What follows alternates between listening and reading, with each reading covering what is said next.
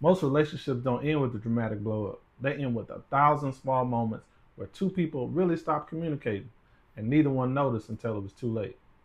And the scary part is you're probably doing at least two of these things right now. At least we were.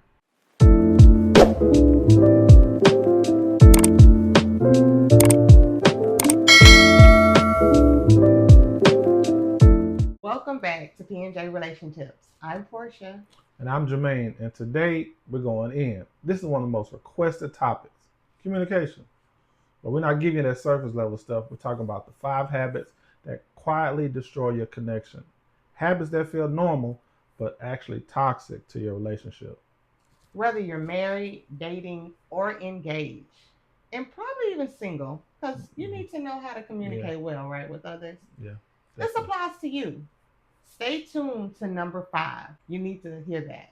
We needed it too. It's probably one of the hardest things to admit. Yeah. Habit 1, and we've both been guilty of this, is listening to respond instead of listening to understand. Y'all, this means you're already building up your rebuttal. While your partner is still talking, you're not hearing them. You're waiting for your turn. Man, in our marriage, I used to do this constantly during disagreements. Portia would be expressing something real, something that was hurting her, and I'd be in my head thinking like, but she's wrong, and here's why. And I could feel it. I could see it in his face and that glazed over look like, okay, I got you. When you gonna finish? Real communication means you stop, you breathe, and you ask yourself, do I understand what they just said? Before you say anything, remember, James chapter 1, verse 19 says, be quick to listen, slow to speak. That's not just a good scripture. That's a communication playbook. Yeah. Habit 2, bringing up something in the past in an argument that's going on right now. This is so common and yet still so damaging. You start arguing about what happened in the morning, and somehow now you're talking about something that happened 3 years ago. Every unresolved wound becomes a weapon. Here's what that does it sends a message that you haven't forgiven them, even if you said you did. It shifts the argument from solving a problem to building a case. True forgiveness means that you retire that offense. It Mhm. doesn't get to come back to court. When you work through something with God and your partner, you just leave it there. Habit 3, the silent treatment. Some of y'all call it needing space. And yes, sometimes you do need a moment to cool down. That's healthy. But there's a difference between taking a breath and weaponizing your silence to punish someone. The silent treatment says, I'm going to make you feel the weight of my hurt without giving you a chance to fix it. It's emotional withdrawal. I've done this plenty of times, had to work through it. But I realized, in marriage, this is creating a profound loneliness. So instead of going silent, try this. I need 30 minutes to collect my thoughts, and then I want to come back and talk about this. That's healthy. It's healthy, but it could be hard. Yeah. Now let's just say that's fair. I want to talk about it now. That's However, that's setting a boundary without what? Shutting down the connection. yeah. Habit 4 is about your tone. You can say the right words in the wrong way and still do damage. Fine. Whatever you want. That's not agreement. That's contempt wrapped in Yes. 3 words. Studies show, and Jermaine and I have lived this, that only 7% of communication is the actual words. The rest is tone Right. and body language, like rolling your eyes, doing your Yeah. neck, ladies, and just not even looking at them, looking Yeah. down at your phone or looking to the wall or to the floor, right?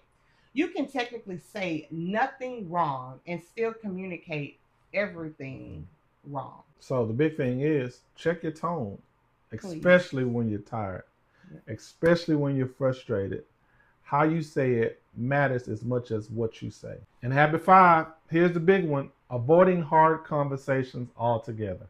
You feel something's bothering you, something needs to be addressed, and instead of bringing it up, you just let it go. And I know I have, done this before. I just don't feel like arguing. I'm tired. I done dealt with these kids. I done came to work, came home from work. I just don't feel like talking about it. But you got to tell yourself, you know what? It's okay. Yeah. All right? It is a big deal. And it's okay for it to be a big deal.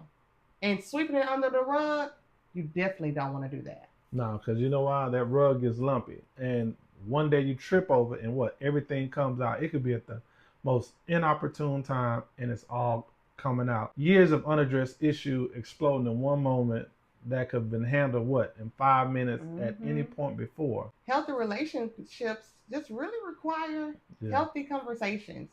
That may be hard, and it's okay. You don't have to be the man, you don't have to be confrontational, but you do have to be honest. Proverbs 27:17, iron sharpens. That requires friction. Is not always a fight. Sometimes it's just a brave conversation. So here's our challenge for you this week. Identify one of these habits in your relationship. Just one. Pray about it, talk about it with your partner, and make one small change. Growth in marriage doesn't happen all at once, y'all. It just doesn't happen that way. It happens in small, consistent, and courageous choices you make every single day. That's good. So if this helped you, drop a comment below. Tell us which habits you're working on. We love hearing from you. We love it. Subscribe if you haven't already, and share this with a couple who needs it. Yeah. With PandJRelationTips. See y'all later. God bless. Bye.